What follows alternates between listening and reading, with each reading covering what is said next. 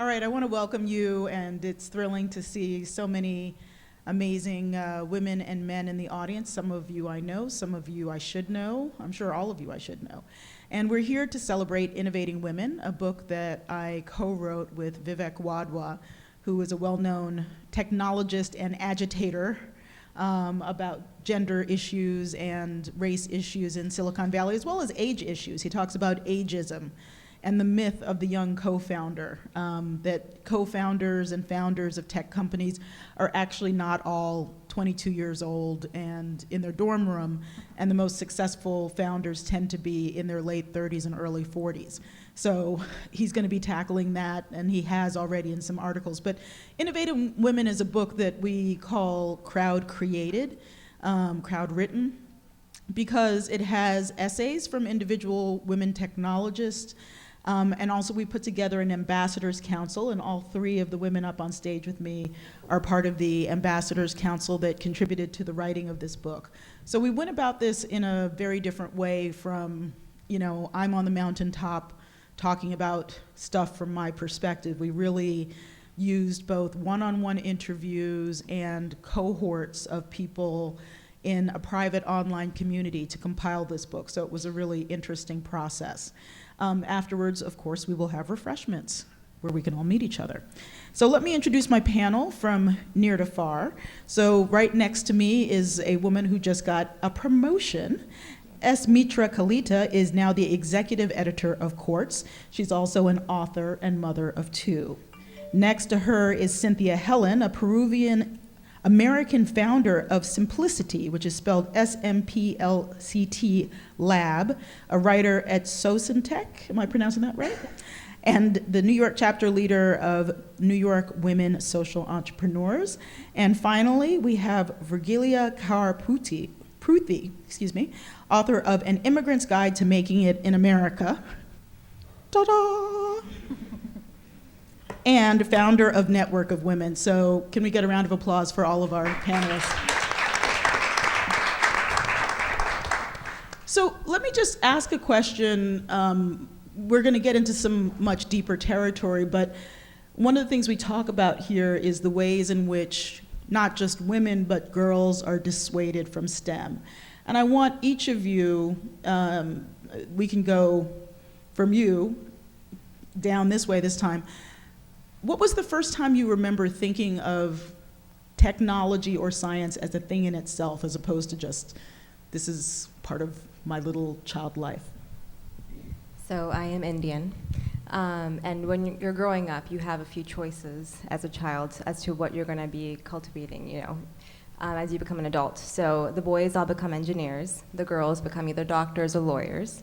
So at a very young age, I was kind of pinholed into, this is what you're going to do, and this is why you're going to do it. Girls are stronger, in social sciences. Boys need to do life sciences. So growing up, I really thought that I had one choice and one path. And as I started getting older, I realized that I actually liked math better and I liked science better, but still kind of being pushed into another arena.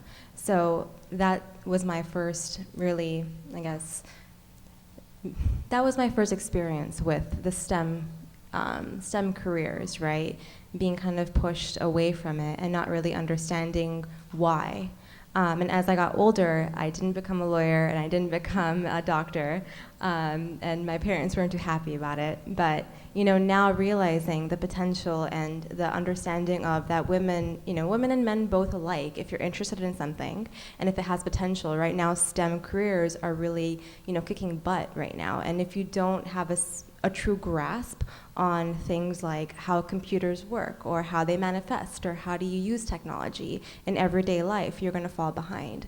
So really incorporating it into a young child's education, and as they get older, them understanding that they do have a choice as to what they want to grow up to be, I think is just really important. So, fantastic. Cynthia, what about you?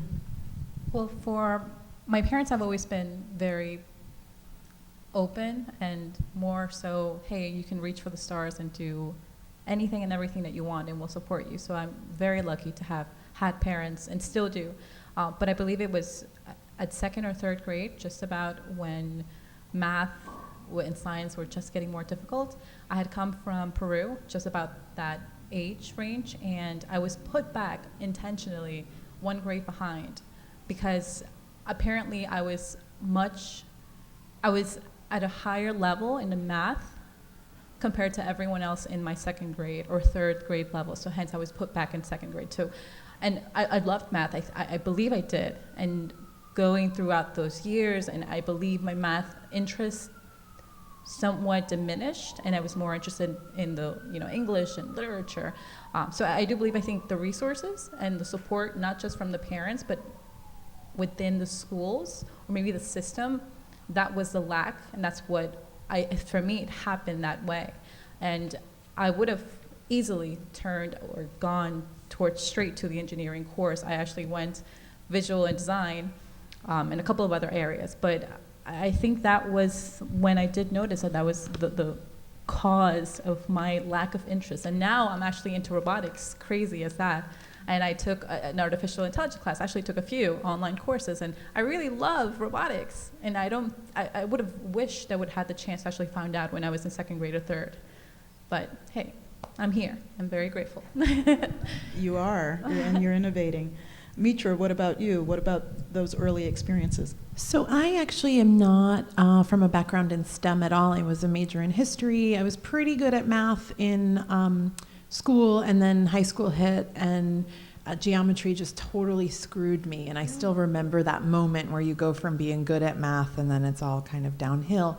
My interest in tech actually developed as a journalist. So in the early 2000s, late 90s, early 2000s, I was covering a lot of immigration, and for the most part, immigration was covered through the lens of immigrants serving food. And I'm sure you've all seen these stories in Metro newspapers, but there's always like a grinning entrepreneur serving food. And I was a reporter at Newsday and noticed a different phenomenon, which were these H-1B high-tech workers from India who were coming in and kind of redefining suburbia, and got really interested in technology as something that was actually fueling migration, but also really interested in the global economy that was being created, it felt like, before my very eyes. And Long Island, I'm sure everybody here has been out there, it's just not a place that was so conducive to these newly arrived immigrants who didn't know how to drive and would literally like cross concrete dividers on the highway to get to work. And so there was a real phenomenon going on, and I felt like as a journalist very intrigued by that story. And so STEM, as much as I've kind of not had it in my background, has really been the organizing principle behind the global economy. And since that story, I actually can't think of a time in my career that hasn't somehow been organized around coverage of the global economy. There's so many things that I want to touch on, but one of the things I found out that that one of the people in the audience here tonight is with the organization that used to be 87 Broads, and what's your new name? Elevate Network. Elevate Network. We talk in this book, in Innovating Women, a lot about the different networks that are developing to support women in STEM and tech, entrepreneurs, whether it's with money, whether it's with time. And I'm just wondering, I want to ask both of you, Cynthia, about New York Women Social Entrepreneurs. What is it? What do you guys do? And then I'll come on over. Originally, it's Young Women Social Entrepreneurs, and it was started back in '98. So it's been on the ground working with entrepreneurs, women, and men too, for quite some time. But the New York chapter, which is now under my leadership, is the New York Women Social Entrepreneurs. And basically what we do is we provide resources, events, conferences, and before me was Carrie Litzman, who is a social entrepreneur herself, and now she's moved on. And before Carrie was Natalia I'm gonna kill her name, but Natalia from Pipeline Women, you probably know her, Colombian, very go-getter. So when she started the organization, she had this whole passion and mission of getting more women in every field, but not just the social entrepreneurship field, in the tech space and the finance space. So she brought up a lot of good,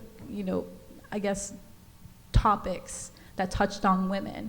And with her leadership and what she started, and Carrie led with the same passion, and now me coming into it, I've seen how it's evolved, and the community. We are about 2,000 strong members, close, and we are just about to roll in with 2015, and we have really great partnerships, and we're actually working closely with Morgan Stanley that we're going to be creating this entire lineup of finance events just for not just the entrepreneur in you, but just personal wise. So if you guys haven't heard about it, do check out Young Women Social Entrepreneurs, ywse.org/New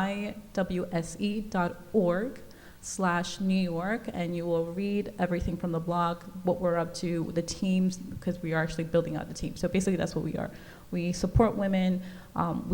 Some events are women only. Other events are open to the public. Anyone, men can, should be part of the conversation, trying to support women and involving them in everything. But that's what it is. Thanks. And Virgilla, you are the founder of Network of Women. Tell us about that one. Sure. So it's Virgilla. I'm sorry, I was about to ask. My name is probably the most complicated, all three of them together, so it's no worries. There's not a lot of easy passes on this panel. No, it's totally Virgilla, fine. I'm sorry. No, don't worry about it. So Network of Women, we founded around 3 years ago, and when I moved to New York in 2010, I realized there's so many networking organizations here, right? All of us know it. But what ends up happening is that when you go home, the real relationships that you want to cultivate, they kind of just fizzle out. And I soon realized that myself and a few other girlfriends, that where are the actual true girlfriends out there, the ones who are going to help you create and connect and who are going to grow with you? A lot of the topics that we were learning about and a lot of the organizations that we had stumbled upon, they were touching upon professional development. But what about personal development and what happens over time as you're growing as a professional? So the premise of Network of Women is to really help young women at the cornerstone of their careers to connect, grow, and create together. And what we do is we have a cultivated community. We're around 300. Everyone is, been invited through a selection of another person recommending them from our community. And we're in 7 cities across the world, and we've grown organically without any marketing at all. And what we do is we help create events as well as provide a very secure network for women around topics that actually relate to them as they're growing in careers. And throughout the year, we have events and we have an online community, and we have topics that really help them as they're kind of growing through their careers. And we help them by personalizing them around what they're actually looking for. So if you are a medical professional, or if you are an entrepreneur, or if you're an artist, how can we best help you grow in your path? And how can we connect you with someone else from our community who's doing that already? And so for anyone just joining us now on live stream, we were hearing from Virgilla Kaur Pruthi, author of An Immigrant's Guide and also an entrepreneur and founder of Network of Women. Also Cynthia Hellen, who is the founder of SMPLCT Lab and also the chapter leader of the New York Women's Social Entrepreneurs Group and executive editor of Quartz, Mitra Kalita. This is about innovating women, women in tech and STEM. And so I want to continue this by just giving a little context. In this book, we're going back and forth between the personal stories of women innovators, but also some of the statistics. So how many of you think that the percentage of women getting computer science degrees has gone up in the past 20 years? Just raise your hands. Okay, you saw a sucker punch coming, so not many hands. It's actually gone down by 50%.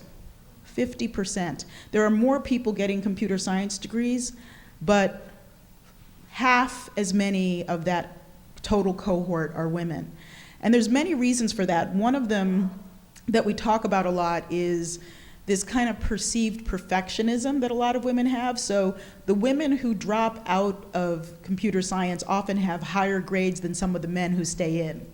But they perceive themselves like if they get a C- in one class, they're like, oh, I'm done, it's over.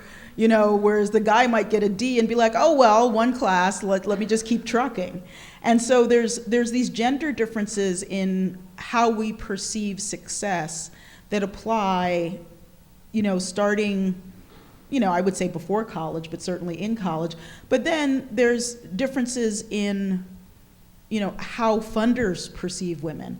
A lot of our research shows that women-led firms or firms with women on the board actually do better. They may not be always the biggest, not always the Facebook, et cetera, but actually have a higher chance of long-term success. And yet, women seeking funding get a fraction of the money that men seeking funding do.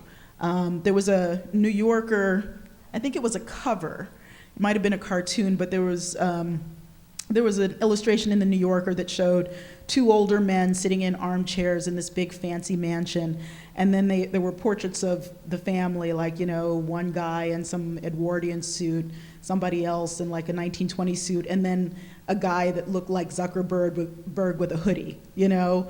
And that person with the hoodie who's rich is kind of the stereotype of what an innovator is today. But innovators come in all ages, all races, genders, national origins, and what we're finding is that when women are shut out of STEM, you see a diminishment.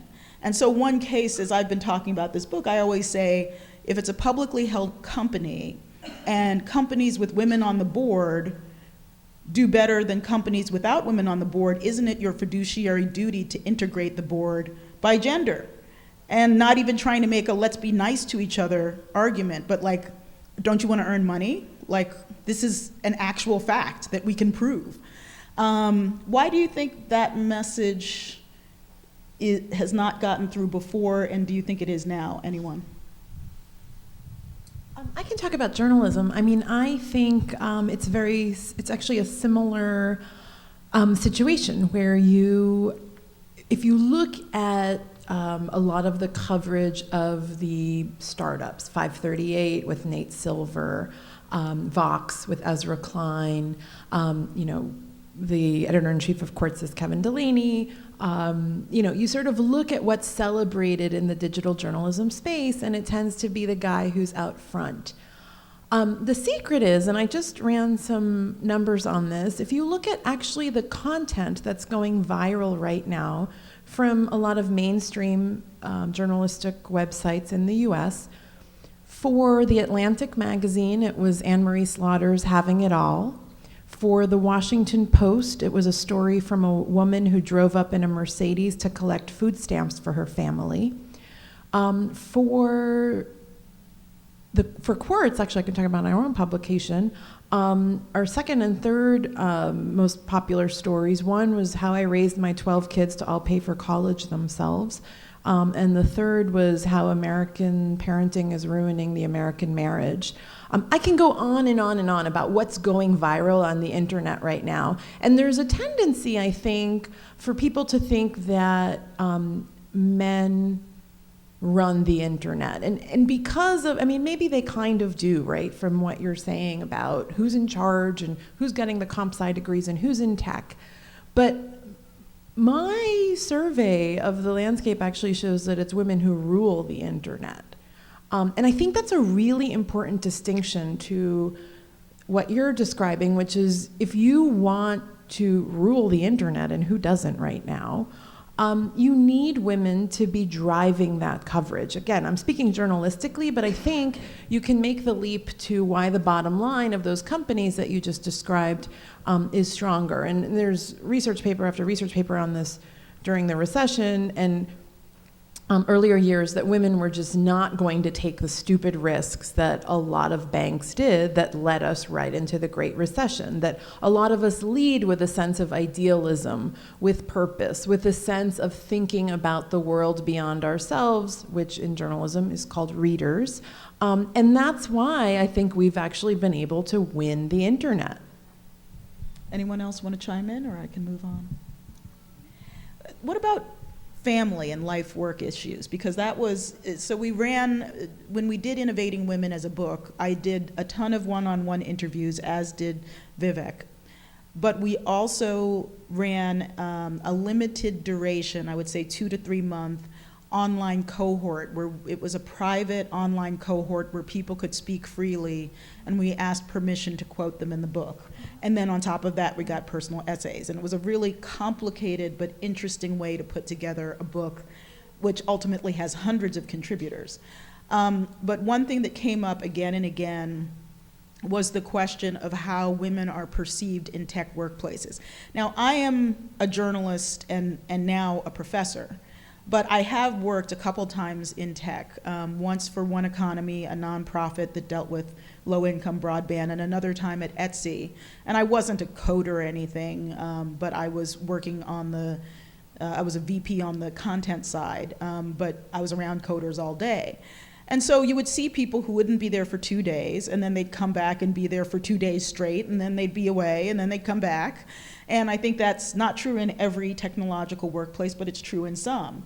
But one of the stories we got was from a woman who wanted to work, if I'm remembering correctly, she wanted to work 5 a.m. to 5 p.m. So that's a 12-hour day.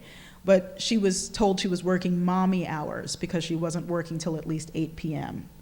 And there are these perceptions of what life-work balance means in general and in the tech world that don't really favor women. And now we get into the whole egg freezing, you know, like, well, we can't give you like time off to be a mom, but we can freeze your eggs. And then when you're burnt out, you can go retrieve them. But anyway, sorry, I'm editorializing now. But I'm just wondering what your thoughts are on how women and life-work balance and family work in the tech industry and what needs to happen. I have a lot of opinions on this one, so I'll take it. So I don't have kids. I am married. Now, I've been in the tech industry for 8 years. So I also am a senior product manager at Amazon. About 2 years ago, I became disabled. I was in a wheelchair and I couldn't walk, couldn't move. I had basically somehow burned out, and I got a series of, you know, chronic conditions, which I still have to this day. I've just learned to kind of deal with it and learn to make myself stronger mentally and have a greater work-life balance. Now, when you work in New York and when you work in the tech industry and you work in product especially, hearing about work-life balance, I have had interviews and been in companies where people have just laughed at me. And frankly, if they laugh at me, I know they're not the right people, they're not the right company for me. In terms of when you're looking for an opportunity or when you're looking at the landscape of the tech industry, it is so competitive. And there are so many options out there that if you, as a woman or a man, cannot find a company that suits you and that suits what you're looking for, then they're not the right fit. There are plenty of companies out there that want smart people that will abide by your 5 to 5 standards. Why? Because they want smart and good and hardworking people. When I was interviewing at Amazon, I told him, I said, listen, I have Crohn's. I have a series of other conditions that, listen, some days I'm gonna walk in and be like, oh no, I cannot actually work all day today. I will go home, I will put in my hours, and I will be doing really great work, but you're gonna have to just be okay with that. And understanding that you're laying it out there, you're being honest to yourself and your employer, you're understanding what your non-negotiables are, and you're walking out of there knowing that you're doing the best that you can. You know that the company you're working for is going to have your back, and yeah, you're going to have to work hard hours, but that's the best part and beauty of New York, right? So I think that although we keep hearing these things about not having work-life balance, it's there. It's just finding that right opportunity. So. Thanks, Virgilla. And you also bring up the question of ability. I'm actually finishing another book on work and just the future of work in America. And one of the people we interviewed, also, she has, you know, some chronic conditions and talked a lot about how in her mind, self-employment offered her the best options. But you're saying that you were actually able to find an employer that could also deal with the flexibility you needed to maintain your health. Yeah, I mean, for me, I was self-employed for a while, and I would love it one day soon if I can make my passions my full-time job, but I have a family. Although I don't have a family, I still support my family back home. So for me, I have to still work. And yeah, it is a lot of research, a lot of talking, a lot of interviewing, but finding a company with a good culture who values your skill sets, they are out there, it just takes some talking to, so. Anyone else? So I have 2 kids, ages 10 and 2, and it's interesting because I've done 3 startups within larger organizations now, and it's insane. I mean, it's insane anyway. If you don't have a husband or kids, or actually I have a dog too, so I feel like I should get some extra props for that one, because that thing is never going to be potty trained, and my younger one's not either. So our house is chaos, right? Our house is chaos. Startups are chaos. And finally, by the third one, it took getting to this third one for Quartz for me to understand that is precisely why it works. That precisely it is out of that chaos that I'm able to innovate. And I actually don't think we embrace that enough in the workplace. And I don't think that when we're interviewing people, we bring up these elements enough when they're precisely what we need to innovate, to fuel our bottom line, to think differently, right? Which is exactly what startup culture and what everybody's trying to do right now. So I finally came to a point where I embrace the chaos. I don't focus on keeping a clean house. I really have given up a lot in order to have what I think is actually a pretty ideal and idealistic life. And I've always said that the minute that I don't feel idealism for the project I'm working on, it's time to find a new project. And again, relating this to gender, I think, the minute you give birth, at least for me, is the minute that your world suddenly is about somebody besides yourself. At least that's how I view it. And so much of, and I don't say that to diminish it if you haven't had a child, because I know that's like a huge debate now too, but I'm just saying that's like how my worldview really expanded. And I think there's something about startup culture that attempts to redress some wrong, attempts to fix things that are broken, and I really think you're driven by that mission. Like the ones that work are driven by that mission. So I actually think embracing that chaos would do us all a lot better. Well, I'm gonna over-personalize here, but I'm one of those people I don't have kids, but I'm seeking to adopt very actively. And I kept waiting for my life to settle into some perfect, I might be able to still have kids biologically, but if I'm single, which I am, I'm just like, well, I'll adopt. And it's also year by year less likely. I'm fascinated. So my friend Tanya Selvaratnam wrote the book The Big Lie, which is about fertility. And we had her do a chat on egg freezing for Quartz. She was excellent. Oh, awesome! Yeah, and so what I think is so interesting is this whole idea of companies paying for egg freezing, which frankly, if you read the statistics, is no sure thing. You can freeze your eggs and you might get a kid out of it, or you might just get a frozen egg. And, and so this idea of, there are many reasons to delay childbirth, but I'm just curious if anyone, because tech companies have kind of taken the lead in saying, this is a benefit that we're offering you.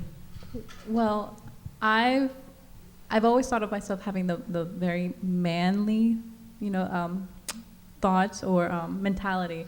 I basically didn't want to get married, and this is before things changed. I wanted just to run companies, launch them, the products. It was all about my company. No marriage, no kids. But then this whole conversations just started coming my way, and yes, in a way, I did start thinking about adoption or egg freezing. But then I started thinking, well, basically my startup and the work or the hours that I put in, how will it affect? So a lot of what I'm going through as a startup, I'm just in my 1 year, about going into 2 years. I dedicate my entire life. So to know that my life will change according to you, and from what I hear from everyone, including even my mother, when you have a child, you don't know that feeling until that child comes into your life. And for me to give that up as a startup or entrepreneur, it's a lot. So to have an option like that, like egg freezing option, I don't know if it's a pro or a con. I don't know if it makes me look as though I'm selfish, or maybe I'm just thinking ahead for just in case. So that's where I stand with the whole work-life balance and egg freezing. Yeah. Thanks, Cynthia. I want to move on to another one of the interesting findings that not just we found in the book Innovating Women, but that's been written about quite a lot, which is negotiating. So we recently heard from the head of Microsoft, just look for good karma, don't ask for a raise. It's like, yeah, good karma's not like water. It doesn't always run downhill. Sometimes, when it comes to getting a promotion, you have to speak up for what you want. And I know in the journalism industry, a friend of mine had the power to hire and promote, I will leave the organization nameless, and he said, all of the white men who were offered a promotion asked for more money. None of the women and none of the people of color asked for more money. They were just happy to get the promotion. So take that into account as I then say there's been a number of studies that show that things that traditionally work for men in negotiations, like having an outside offer, may be viewed as betrayals by women. So a man comes to the table and says, competitor X offered me this awesome job, what are you gonna do for me? And there's a negotiation with company Y where he is. But a woman who says, I have this offer from company X may be viewed like, well, haven't we always treated you well? What's wrong with you that you were talking to company X? I don't know, what are your thoughts on moving up the ladder in a way that reflects the realities of gender but doesn't necessarily give in to them? Any tips or tricks or thoughts? It's actually interesting. Sorry. no, go ahead. So one of the biggest topics for our community for Network of Women was negotiation, and it was a pure understanding that you have a choice to negotiate. And it's also just having that understanding and the education of how do you negotiate, right? So I think as women, as young women especially, many times when you are in a job, you're almost scared. You're almost scared that something will happen to you if you ask. And what I always pose the question to any person who says that to me is, what, are they gonna just fire you? And if they fire you, they're gonna have to pay money to find somebody else to do the same job, then train them. The amount of money that it will cost for that company to do all of that, as opposed to just giving you what you're asking for, do the actual cost benefit analysis for yourself and see how much they're gonna really be paying you. That's the first thing. The second thing is, what are you negotiating for, right? Money isn't the only thing. There are a lot of benefits that you don't even know of that you should look into that will affect you over time, whether it's equity or stock if you're a startup, or whether it's education, things like just understanding what all you actually can negotiate on your fingertips, and then putting together an analysis and understanding where it will take you long term. And I think having this analysis and doing it every year is just very smart, but the core element of it is that we just don't know how to negotiate. We've never been trained and we're scared. So that's definitely something that I think we have to just look out for. I mean, one of my favorite stories is from one of our chapter members in Phoenix, who she had an offer for, I think, like $60,000 or something, which in Arizona, by the way, is really, really good. But she said, man, I really need to pay back my loans. I don't know what to do. I know if I ask for another $15,000 more, it'll really help me just live a very good life. She did the math, she did the work, she came back, her boss gave her $5,000 more just because they really wanted her and they wanted her to be happy. So I think it's just asking and understanding what you're worth is very, very powerful. I think one of the reasons to ascend, honestly, is so you know everybody else's salary.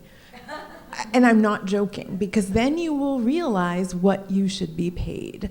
And the other tip I would have is to have a male mentor as well. I have an amazing one who's ruthless. Like, it is so fascinating to me when I describe my negotiations to him, and I'll say something stupid, like, I think they only want me because I'm a woman. And he'll say, charge them for it.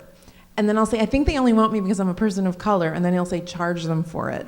And you might want to charge them for the fact that you've done 3 startups and, are bringing all this, And so he keeps going down the list. Now, he's ruthless. And that provides insight into the reason that those men you mentioned are actually negotiating and putting themselves forward. So that's been helpful, just propelling me. I think if you have someone who propels you, that's great.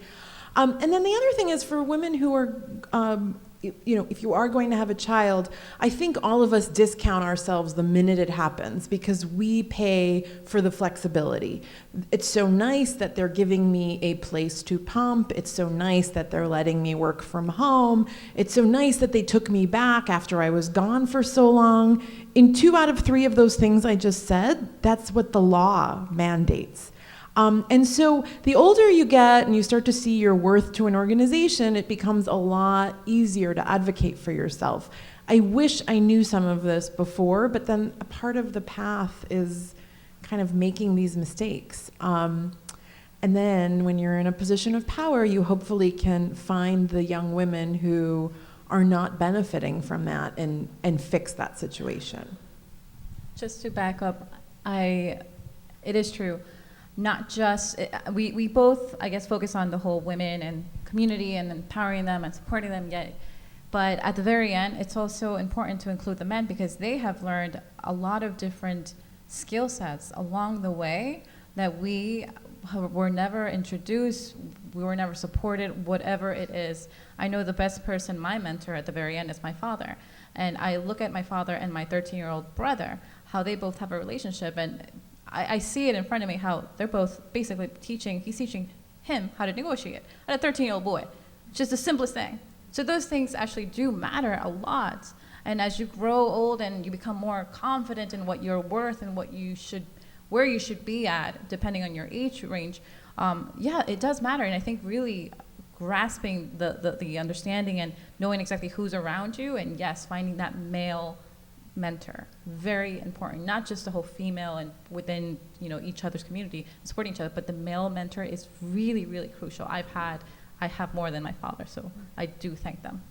Yeah, I'm going to go to questions in a second, and I'll ask when people come up to ask a question, come here, I'll give you my mic, and if you can face the camera just so people can see you. But I'll say that I also have had amazing male mentors, starting with my first boss, who was the Boston bureau chief of Newsweek magazine, and I think it's important to recognize the power of men and women. And one of the things that makes me sad about journalism today, although maybe I shouldn't be, but it is what it is, and I don't know if it's the same in tech, is that there's less of an intergenerational culture. Like when I started in journalism, you had 20-somethings and 70-somethings, and now there's a lot of workplaces where you're not around people who are 40 or 50 years older than you.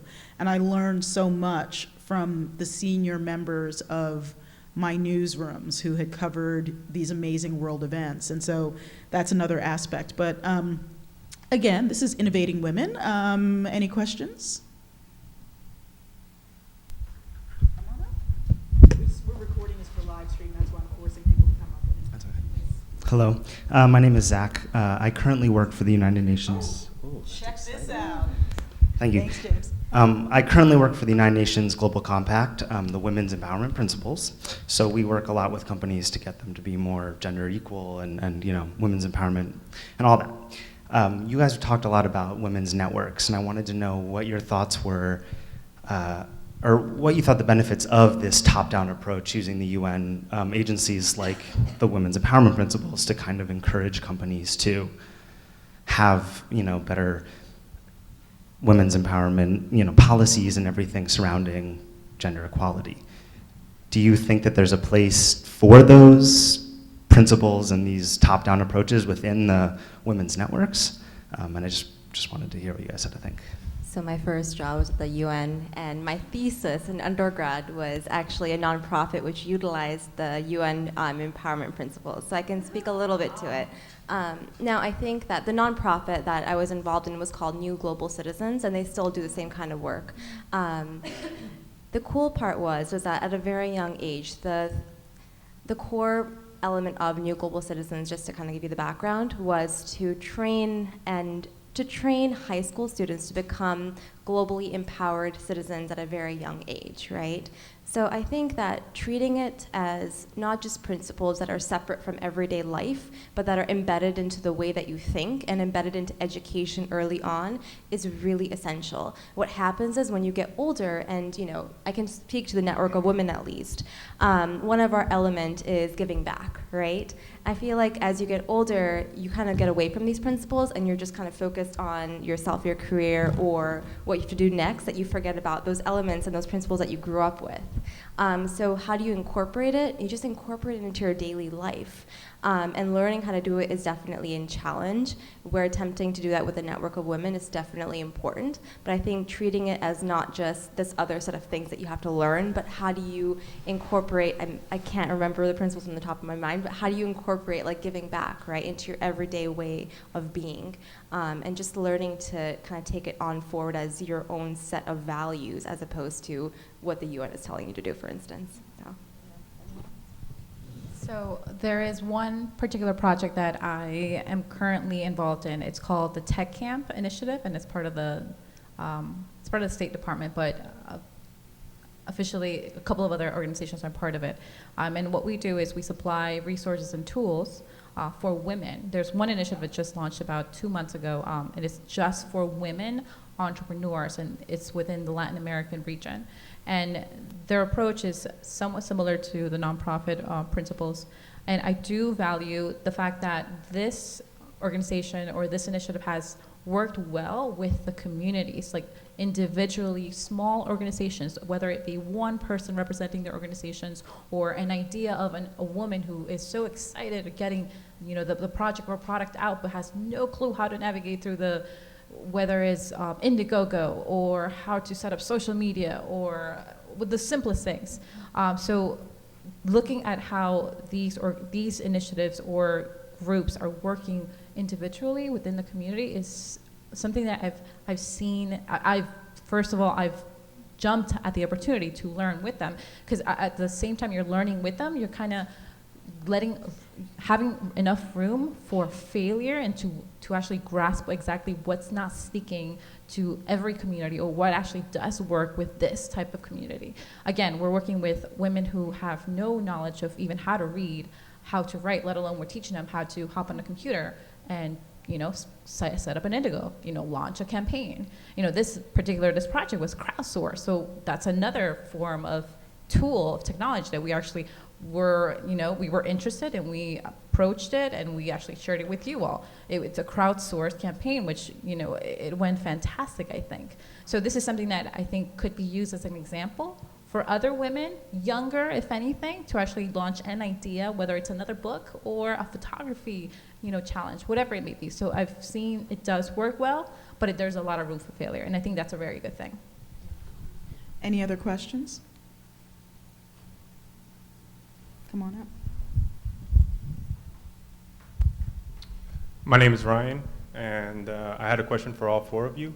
I was wondering your thoughts if males can be feminist and their roles that can possibly participate in such as NOW or NYs, and what your thoughts are on the matter. I think men definitely can be feminist, and many of my male friends are very strongly feminist, but I'm going to let the ladies of the panel speak to the specifics. So I agree that men can be feminists. It's interesting to just come out of the top-down approach question, and I'm just thinking of how men can be better feminists. And as you were saying, it's like because men often are the ones in charge. There's two areas that I think about that men could really prove and get their feminist chops, and that's in voices and credit. So voices is when you have a meeting, and it would be really nice if men would do the rewind, because all of your women on staff are definitely doing this. When you rewind the minutes of that meeting and you ask yourself, did any women speak up in that meeting? And if they didn't, then you need to figure out why and make sure that that happens. And to do that for all sorts of gatherings of workplaces, and you know, email chat is another one. We use a chat client, and this term mansplaining has kind of, you know, or on Twitter, you sort of look at who's representing your organization. And there's an audit that I think men have to actively do, whereas we, I promise you, are doing it all the time. And so just put yourselves in our shoes on that. Credit is another one, which relates to the voices. But are we celebrating the loudest voices in that room, or are we celebrating the people who really did the work? Are we using meritocracy in the truest sense of that word, right? The reason I love startups is because I truly believe that they start out as meritocracies. Whether they end up that way is a whole nother story. But they start out with that purity of mission that I talked about. How can you make sure that credit goes to the people who really deserve it?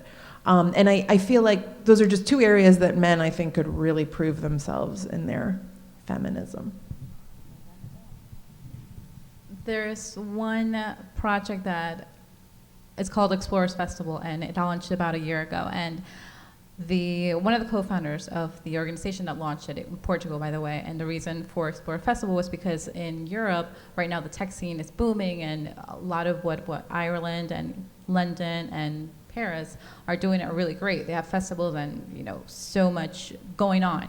But in the southern area of Europe, especially Spain and Portugal, it's practically dead. Yes, it's called the pig, for a reason, the pig countries.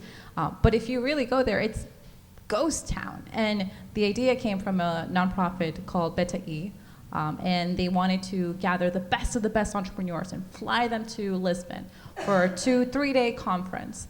And I wasn't aware of what was going on in Europe much up until the co-founder came to me, reached out to me via Facebook and proposed to me, I need you to be on this team because I need more women on this conference, on this festival alone, and not just need more women present in who's who in the world. So his whole mission was to get more women involved and have me lead that, the curation of the entire 3-day festival. So that to me was impressive, and for him to actually just acknowledge the fact that, yeah, every conference that you go to, it's all men. And the faces and the speaker, it's 90% of them are men, and 10% will be women. So that right there alone, for men to just say, yes, there is an issue, but how can we fix it? It's not just about women trying to be number one. We're trying to get somewhere. It's basically trying to work with our counter, with our, I guess, other half, and see how we can meet each other, 50-50. So for me, this Explorer Festival taught me a great deal of exactly what was going on with not just the entrepreneurship scene and the lack of women, but it showed me a lot what men were already doing, but maybe not enough. So with Explorer Festival, it went great. We had women from everywhere at the festival representing each country. It was seen everywhere, and it could not have been possible without the founding 4 men, to be honest, but they were incredibly grateful at the fact that women were present at their festival. And I don't know if I can say the same for every other festival that does try to bring more women's attention, but these men did show me what it is to be a feminist, if you want to call it that. But if you just want to have more equality or just more, balance in every conversation, in just the room or just everywhere. You've both brought up some really great points, so it's hard to add on to that. But Mitra, I loved what you said about giving credit. That is incredibly important. But I think that when men do say that they're feminists, I think it's our job as women to give them credit for being feminists and not push them away, right? So I think it just works both ways. They should involve us and recognize us for our accomplishments, for our skill sets, for our knowledge, and then we should accept them for being feminists. And it's great to have, a diverse set of opinions. And I think many times men are nervous or scared to voice their opinions if they are feminists because of the backlash that they might receive from men and women alike. And I'll just add a couple things. One is that I think there's the question of a tribal mentality. I hate to use that term, or a clique mentality. And it can be true of every race and gender and sexual orientation, but to put it mildly, it is the phrase bros before hoes. When it comes to gender, which is like, I'm going to defend my guys, or if my guys act out, I'm not going to say anything because they're part of my tribe. And I think that, I've called out black people for stuff that, I felt has not been right. And it's hard because we do share something important. I feel race is important. Gender is important. Many different of our identities are important, but just because someone shares an identity with you, you can't give them a pass. And what I see a lot with things like Gamergate is there's like it's kind of like everything they talk about, the bad apples. Okay, so yeah, there's the bad apples who are really the creeps. But then there's the hundreds of thousands of people who don't say anything, who will not stand up when women are literally being terrorized through simple acts of gender equality in the tech space. And that's a shame to me. It should not have to be a women's issue. It should be an issue of let's just protect people who, who deserve free speech. And that's just really important to me. We have time for one or two more questions. Come on up. Hi there, my name is Lindsay, and my question is, where were you at 22 years old career-wise, and what advice would you give yourself now if you could? That was just a few years ago, by the way. Just saying. Oh my goodness, funny thing, I was going through my LinkedIn because I've been getting a lot of just activity going on. So I figured, let me just update my LinkedIn, and I started going down my whole entire lifeline or career, what has led to that and what has led to that. And that's exactly what I had to come to terms, that each project that I've chosen has led to something even bigger. Just either coincidence or just, I always feel as though has to be like a whole pyramid. Everything has to come together. But at 22, I was just about leaving corporate. WPIX, Channel 11, so I was a journalist. Yes, and I finished with my communications degree. And it was just about the time that Foursquare was launching Dens, and Naveen were heading out to South by Southwest. Just a few years ago. No, it was. You said Foursquare. And every other good social media after that came, like Tumblr came around, and just a couple of other great products came. And at South by Southwest, I did, I guess, change trajectory. I had no choice. I had left something, my entire, I guess, not dream, but it was something secure, to something I have no idea what I'm doing. And I do hope that something's gonna click, right? What am I interested? That was like the first question. What am I interested at this moment? What do I want to do? Or basically, what do I do not want to do? That was like the question I needed to ask myself. What I would not go into for the money. What I would do for hours, endless hours. And then from then, that led to my first project, which it turned out to be a 3-year project, which is Girls Who Rock. It was an initiative to push out more girls' education attached to She's the First, an organization that's doing incredible. I connected with Tammy Tibbetts, who at the time it was just a 3 weeks video, and with the help of Girls Who Rock and two magazines from 17 magazine, I was from Channel 11, we both combined, and we, birthed two incredible. She obviously is doing an incredible job with She's the First, but Girls Who Rock took me an entire roller coaster for 3 years. I worked with the technology scene, roboticists, robots were dancing on stage. That's how I learned my interest I had with robotics. Like, we had Heather Knight, she was a TED Woman Fellow. She was going to DC, and I just caught her just by coincidence. She was coming to New York City, and I proposed, your robot is dancing on my stage. She goes, let's do it. Robot was dancing on stage, Michael Jackson, no lie. But from that, just turned into a couple of other projects, and now I have, an R&D lab. I work with some of the best, whether roboticists or researchers or designers, focus on human-centered and trying to bring out good quality products that do, change the way that a person lives and feels. That's my passion now, but I would not have known at 22. I had to test a lot, and I'm sure I had to fail, and I failed too many times, I think. Yeah. But that's where I was.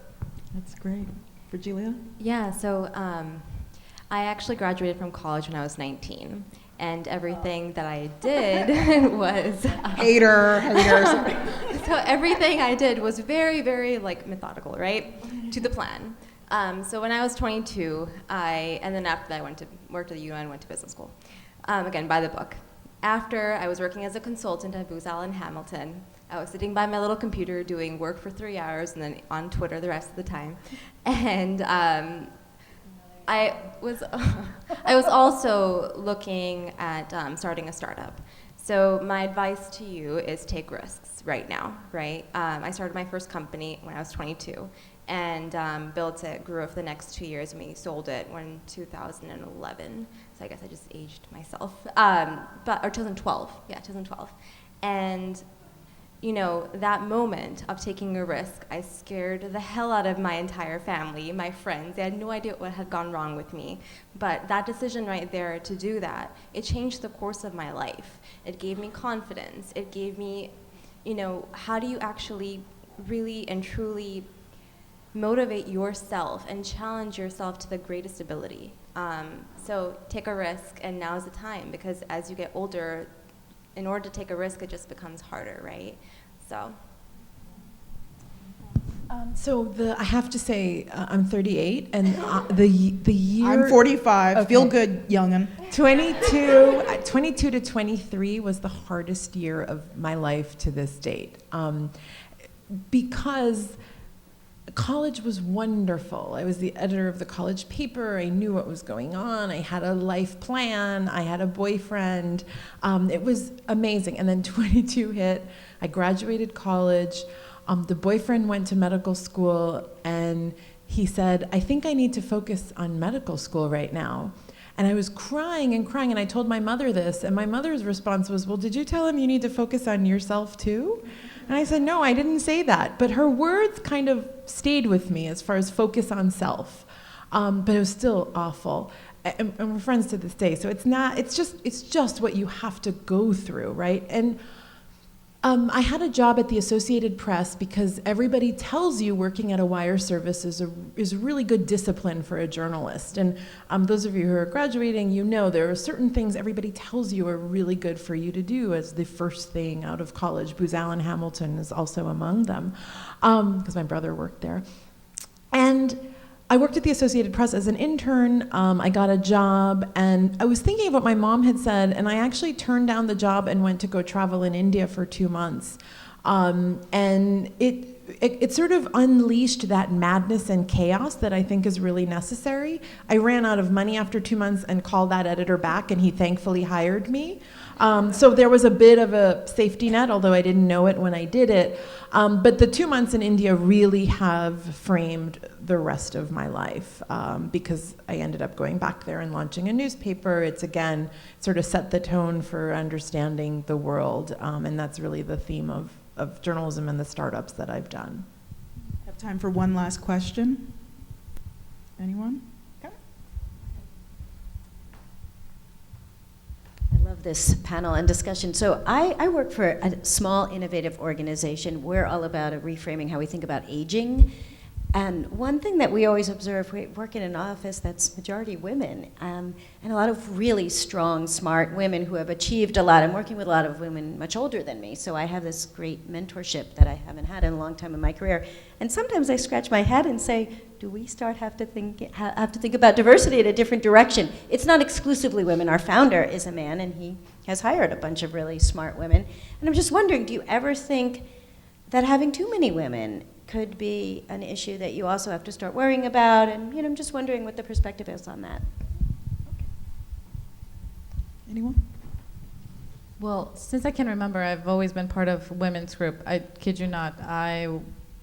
Grammar school, high school, and even college. It was all women, whether it was my karate team. I made the first karate team, with women, my sister including, and the owner of the karate place, because it was basically an academy of all men, all boys.